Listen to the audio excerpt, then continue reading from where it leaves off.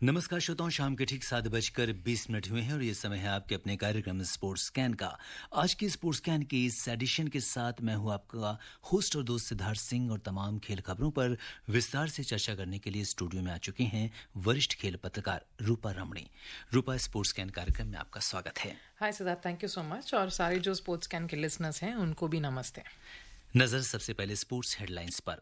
भारत और ऑस्ट्रेलिया के बीच दूसरा 2020 क्रिकेट मैच नागपुर के विदर्भ क्रिकेट एसोसिएशन स्टेडियम में खेला जाएगा। शाम 7 बजे से खेले जाने वाला मैच मैदान गीला होने के कारण देरी से शुरू होगा। दलीप ट्रॉफी 2022 के फाइनल मैच के तीसरे दिन पश्चिम क्षेत्र 319 रन से आगे है। भारत और इंग्लैंड के बीच तीसरा और अंतिम एक दिवसीय महिला क्रिकेट मैच कल लॉर्ड्स में खेला जाएगा। और भारतीय फुटबॉल टीम वियतनाम और सिंगापुर के साथ कल और मंगलवार को 2 फ्रेंडली मैच खेलेगी।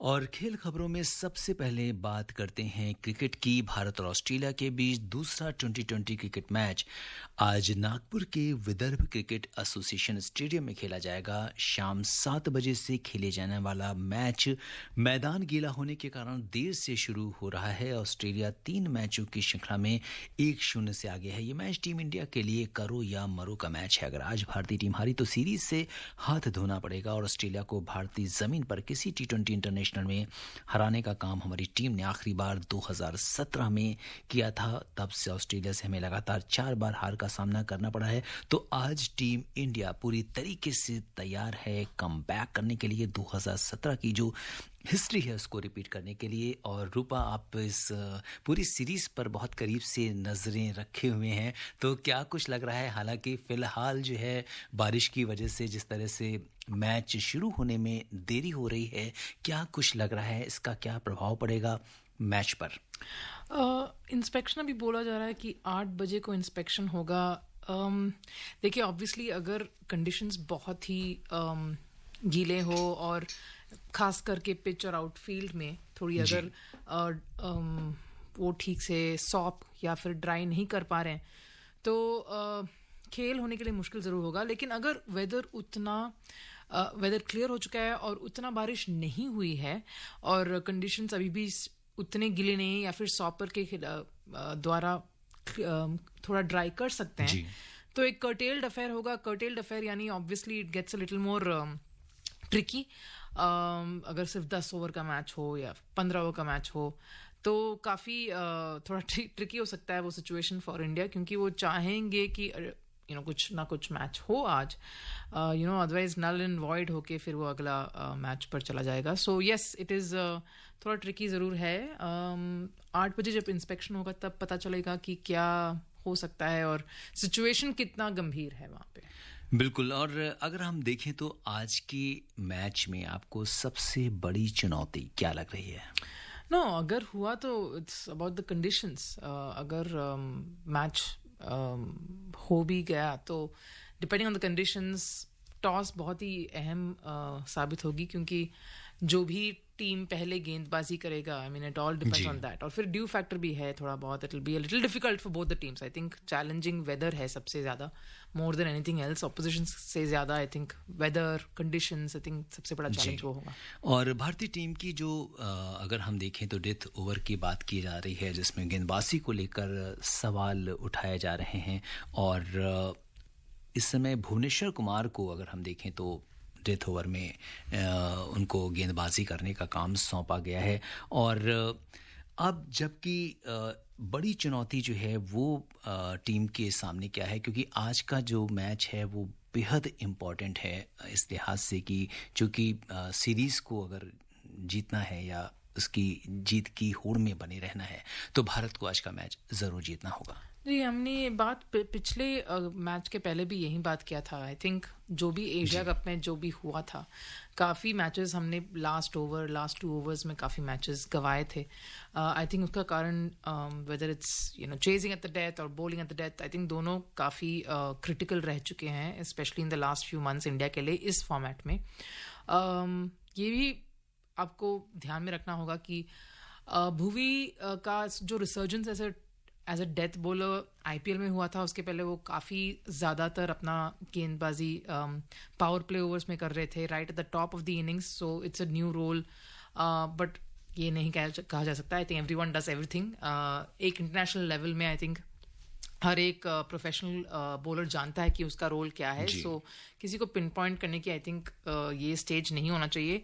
द पॉइंट इज कि ये है आपका प्लेइंग लेवल, इसका आप कैसे सबसे बेहतरीन उपयोग कर सकते हैं, किसको कहाँ खिलवा सकते हैं ताकि रिजल्ट एकदम पॉजिटिव हो. I think that should be the mindset of the Indian team. बिल्कुल. तो अब 8 बजे दोबारा मैदान का जायज़ा लिया जाएगा और उसके बाद डिसाइड किया जाएगा कि मैच कब से शुरू होना है. तो इस पर हमारी नज़र बनी रहेगी, हम इसके अपडेट्स आपको देते रहेंगे.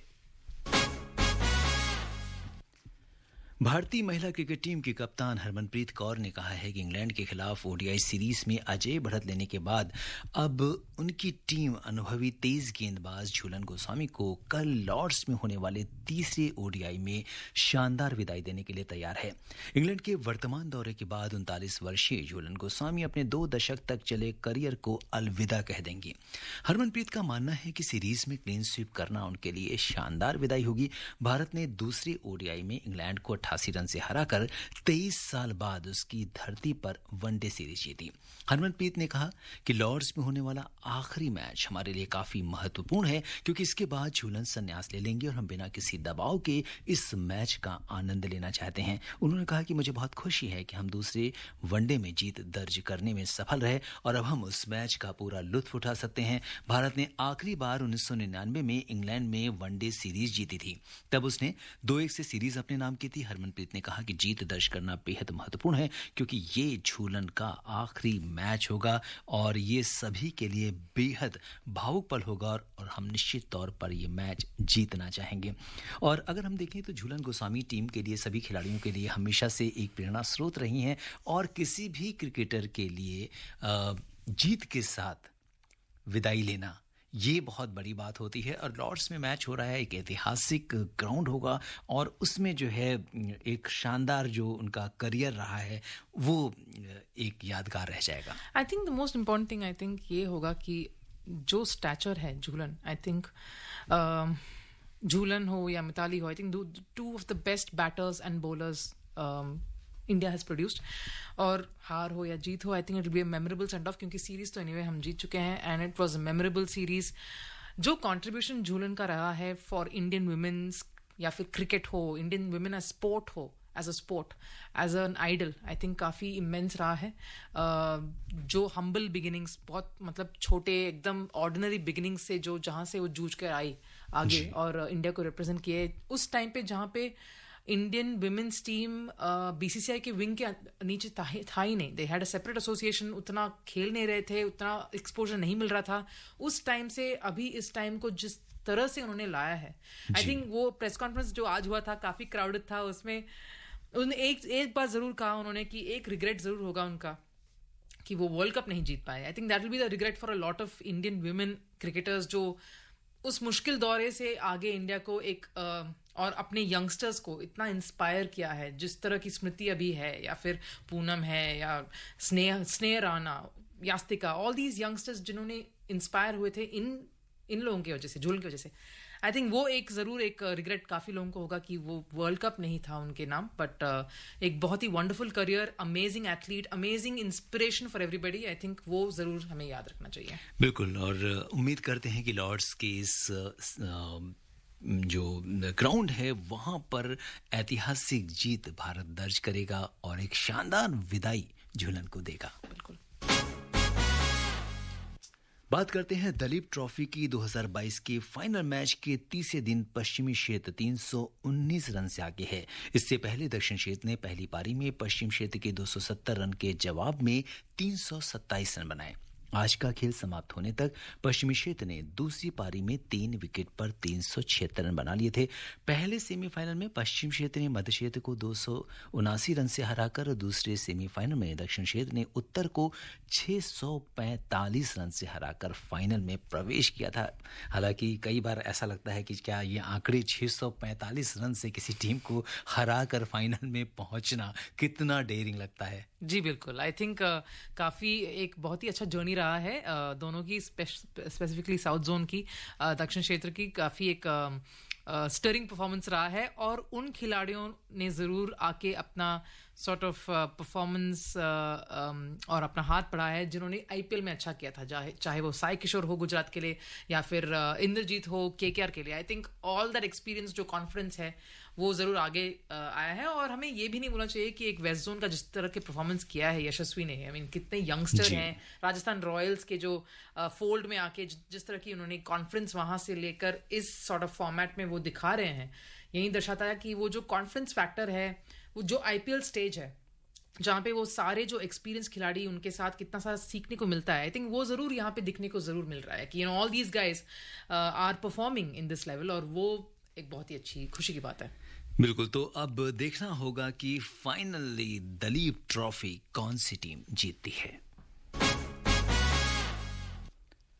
दुनिया की सबसे बड़ी क्रिकेट लीग आईपीएल अब अपने पुराने फॉर्मेट में लौटने जा रहा है, यानी कि होम अवे फॉर्मेट में। अब 10 टीमें तय वेन्यू पर खेलती नजर आएंगी। बीसीसीआई के अध्यक्ष सौरव गांगुली ने इस संबंध में स्टेट यूनिट को पत्र लिखा है। इसमें कहा गया है कि हम जून महीने में मेंस आईपीएल को 10 टीमों के साथ होम अवे फॉर्मेट में कराने जा रहे हैं। सभी 10 टीमें अपने घरेलू मैच अपने तय स्थल पर खेलेंगी। इससे पहले कोरोना महामारी के कारण लीग के मुकाबले गिने चुने वेन्यू पर बायो बबल के बीच आयोजित हो रहे थे। 2020 का सीजन कुछ चुनिंदा स्थानों पर हुआ था, तो 2021 का सीजन 2 फेज में हुआ था। पहले फेज के मुकाबले दिल्ली, अहमदाबाद, मुंबई और चेन्नई में आयोजित किए गए थे। आईपीएल 2022 के मैच भी मुंबई, पुणे, कोलकाता और अहमदाबाद में खेले गए थे। बोर्ड अगले साल फरवरी मार्च में महिलाओं के आईपीएल का भी आयोजन कराने जा रहा है। इसका फॉर्मेट अगले महीने होने जा रही एनुअल जनरल मीटिंग में तय हो सकता है। इसके अलावा बोर्ड बीसीसीआई लड़कियों के अंडर 15 ओडीआई फॉर्मेट को भी आयोजित करने जा रहा है। तो बहुत सारे हम बात कर रहे थे वुमेन्स क्रिकेट की, तो अब काफ़ी सारे आईपीएल के तो फॉर्मेट चेंज हो ही रहे हैं, पुराने फॉर्म में वापस आ रहा है, और साथ में ये 2 खुशखबरी भी है। जी बिल्कुल, आई थिंक ये बहुत ही अच्छी बात है कि उस जो विंडो पहले था आईपीएल का, जो समर के विंडो है, उसमें आईपीएल हो रहा है, क्योंकि उस वजह से जो डोमेस्टिक टूर्नामेंट्स हो रहे हैं इंडिया में, चाहे वो दिलीप ट्रॉफी हो या विजय हजारे हो या सईद मुश्ताक, जो सेकेंड हाफ में नॉर्मली होते हैं, इंक्लूडिंग रणजी ट्रॉफी, उसका एक अच्छा ब्रीथिंग स्पेस मिल गया है, एक विंडो मिल गया है। तो द नाइस पॉइंट ये है कि आईपीएल का विंडो बरकरार है। एक लंबा विंडो होगा इस बार, वो हमें पता है, 10 टीमों के साथ home and away, that many more matches, थोड़ा ब्रीदिंग स्पेस होगा सबको, और एक अच्छा एक मोमेंटम भी मिलेगा। जो इंडिया डोमेस्टिक खेल रहे हैं, चाहे अभी वो दुलीप हो या फिर विजय हजारे, सईद मुश्ताक, वहां से मोमेंटम वो आईपीएल की तरफ ले जाएंगे। और जब भी वो विमेंस आईपीएल का अनाउंसमेंट होगा, we hope that it happens, वो भी उसी टाइम पे एक कोइंसाइड होगा, तो it will be really sort of like a carnival, वो जो पहले था। और जो एडवांटेज जो बहुत सारी टीम्स को मिलते हैं अपने होम ग्राउंड में खेलने के लिए, वो खास करके आई थिंक सबसे बड़ा एडवांटेज जरूर आएगा कुछ टीम्स को। बिल्कुल, तो थोड़ा सा ट्विस्ट आने वाला है आईपीएल में, और इसका हम सबको इंतजार रहेगा। बांग्लादेश क्रिकेट टीम सऊदी अरब के दौरे पर जा रही है। इस बीच टीम बांग्लादेश के कप्तान शाकिब अल हसन टीम से बाहर हो गए हैं, क्योंकि वे ऑस्ट्रेलिया में होने वाले आईसीसी पुरुष टी20 विश्व कप 2022 की तैयारी कर रहे हैं। शाकिब कैरेबियन प्रीमियर लीग में लगातार हिस्सा लेने के कारण 17 सदस्यीय टीम से बाहर हो गए हैं। शाकिब की गैर मौजूदगी में उंगली की चोट से वापसी कर रहे नूरुल हसन टीम की कमान संभालेंगे। शाकिब की गैर मौजूदगी में बांग्लादेश ने उन 4 रिजर्व खिलाड़ियों में से 3 को शामिल किया गया है, जिन्हें ऑस्ट्रेलिया के लिए स्टैंड बाय रखा गया है। लेग स्पिनर रिशद हुसैन को पहली बार सीनियर कॉल अप मिला। बल्लेबाज सौम्या सरकार भी इसमें शामिल हैं, जिन्होंने आखिरी बार नवंबर 2021 में एक टी20 मैच खेला था। बाएं हाथ के तेज गेंदबाज शरफुल इस्लाम को भी 17 सदस्यीय टीम में शामिल किया गया है। तो अब फिलहाल सऊदी अरब के दौरे पर जा रहे हैं, और टीम के कप्तान जो है वो खुद नहीं है टीम में। किस तरह की चुनौती मिल सकती है बांग्लादेश को? ये उतनी बड़ी चुनौती नहीं होना चाहिए, because they are not playing a side that is that is an internationally acclaimed side. ये चैलेंज होगा सऊदी टीम के लिए, नॉट फॉर बांग्लादेश। लेकिन ऑब्वियसली डिसअपॉइंटिंग ये ज़रूर है कि शाकिब वहाँ नहीं रहेंगे। काफ़ी एक बहुत ही sort of एक disturbing sort of last few years रहे हैं उनके लिए भी, इन टर्म्स ऑफ उनका ऑन फील्ड बिहेवियर, बहुत सारे सॉर्ट ऑफ सस्पेंशंस हुआ उनको, काफ़ी अच्छा टाइम नहीं चल रहा था उनका बीच में. सो चैलेंजिंग ज़रूर होगा, वो टीम एटमॉस्फेयर बना रहना, वो टीम एम्बियंस बना रहना, लेकिन ये सीरीज़ एक इतना बड़ा चैलेंज नहीं होना चाहिए. बिल्कुल. और अगर हम देखें तो जो इम्पोर्टेंट टीम्स हैं वर्ल्ड कप को लेकर तैयारी एकदम पुरजोर तरीके से हो रही है और बहुत सारी सीरीज़ चल रही हैं जिनकी वजह से जो है अब इस समय टीमें जो हैं वो अपना बेस्ट देना चाहती हैं, तो ये भी एक उसी का हिस्सा है. बिल्कुल. स्विट्जरलैंड के रोजर फेडरर संन्यास लेने से पहले आज से शुरू हुए लेवर कप टेनिस टूर्नामेंट खेलेंगे. डबल्स में फेडरर के जोड़ीदार राफेल नडाल होंगे. आज देर रात डबल्स के पहले दौर में फेडरर और नडाल की जोड़ी का सामना अमेरिका के फ्रांसिस टियोफे और जैक सोक की जोड़ी से होगा.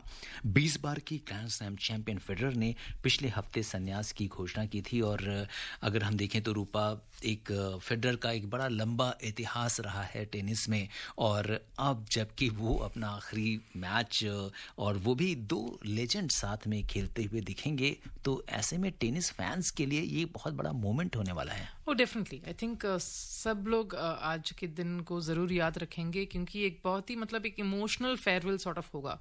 आई थिंक हमें ये ज़रूर मानना होगा कि जिस तरह का करियर रॉजर फेडरर पीछे छोड़ेंगे और जो लेगेसी होगी उनकी, आई थिंक उनका ज्यादातर बहुत कंट्रीब्यूशन ये जरूर रहा कि जो कॉन्टेस्ट वो राफेल नडाल के खिलाफ खेले हैं बहुत सारे ग्रैंड स्लैम फाइनल्स में, जो प्योर टेनिस फैंस को हमेशा याद रहेंगे.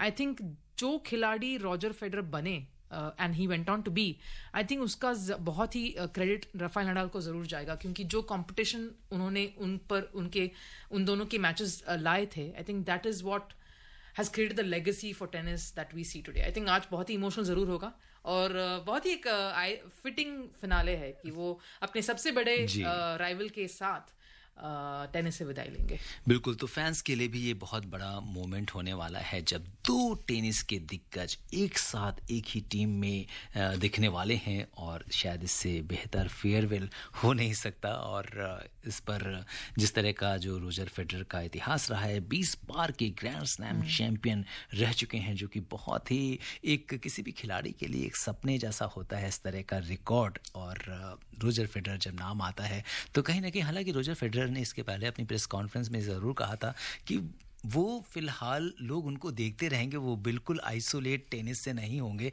और वो बीच में मैचेस में दिखते रहेंगे और उसका कहीं ना कहीं किसी न किसी तरीके से इन मैचेस का पार्ट रहेंगे. जी बिल्कुल.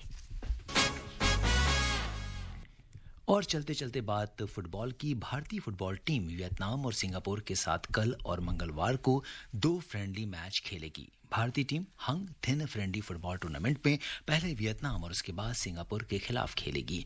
इन फ्रेंडली मैचों की योजना आगामी एशियाई कप में टीम के अभियान की तैयारी को ध्यान में रखते हुए बनाई गई है. एशियाई कप का आयोजन अगले साल होगा.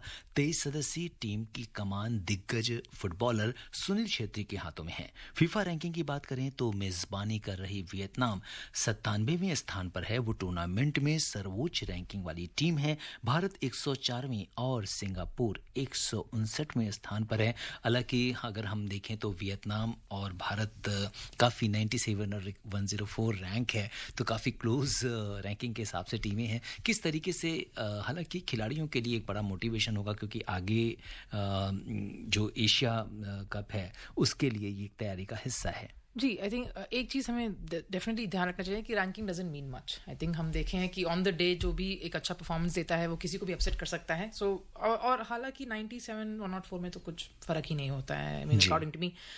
लेकिन जो हो रहा है फुटबॉल में, इंडियन फुटबॉल में खासकर बैकग्राउंड में regarding the elections, regarding the board, I think वो सारी चीज़ें को हट कर इस पर अगर हम ध्यान या फोकस दें तो आई थिंक जो प्रिपरेशंस करना चाहिए एशिया कप में, आई थिंक वो बहुत ही इंपॉर्टेंट रहेगा फॉर इंडियन.